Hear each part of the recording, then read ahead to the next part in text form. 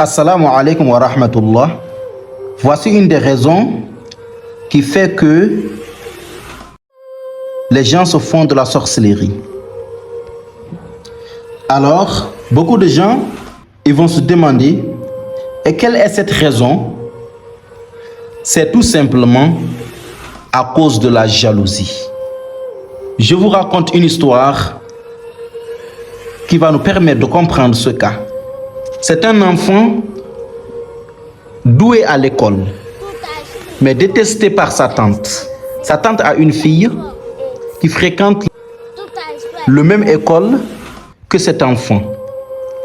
Mais cet enfant, il est plus intelligent que la fille de sa tante. Cet enfant, il est intelligent. Et il est tellement doué en classe, il a toujours des bonnes notes. Contrairement à la fille de sa tante.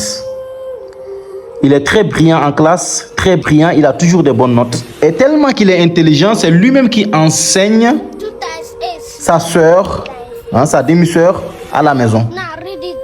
Mais la tante est tellement jalouse. Elle a décidé de pratiquer la sorcellerie contre cet enfant. Pourquoi? Par pure jalousie.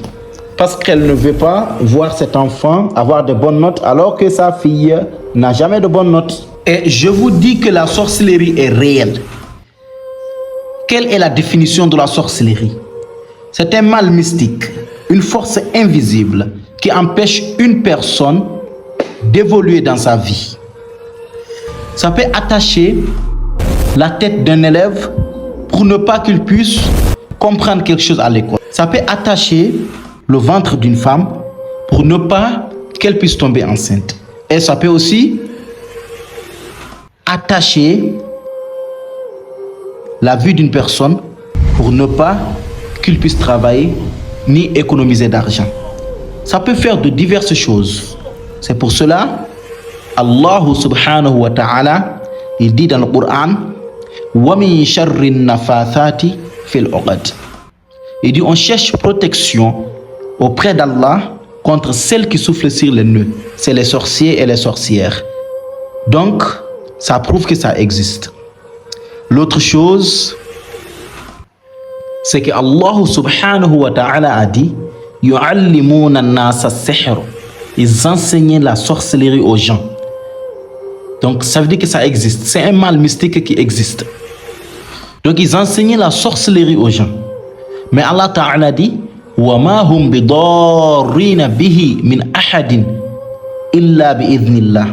Il dit cela ne peut nuire à personne qu'avec la permission d'Allah. Donc ça veut dire que le mal occulte, la sorcellerie, ça existe. Mais ça peut t'atteindre uniquement que par la puissance d'Allah subhanahu wa ta'ala. C'est pour cela, dans notre traitement de la ruqya, ici chez nous, on a traité beaucoup de personnes qui ne croyaient pas à la sorcellerie. Mais finalement, dès que les personnes ils font des crises, dès que ces derniers ils font des crises et que le djinn parle à travers sa langue, la personne a fini par croire à la chose et comprendre le monde mystique et comprendre le monde des djinns.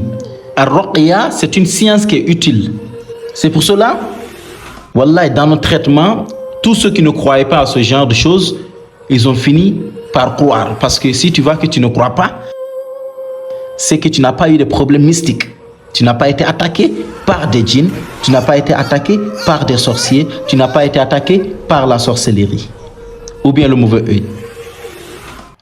Donc tous ces gens qui avaient ce genre de problème et qui n'y croyaient pas, ils ont fini par croire et s'intéresser à notre domaine.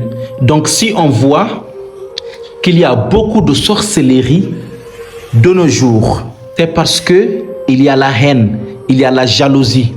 Donc quelqu'un peut être jaloux d'une personne, ne veut pas voir son succès. Il va aller chez un féticheur ou bien un sorcier, un voyant, peu importe. Donc il va attacher la vie de cette personne.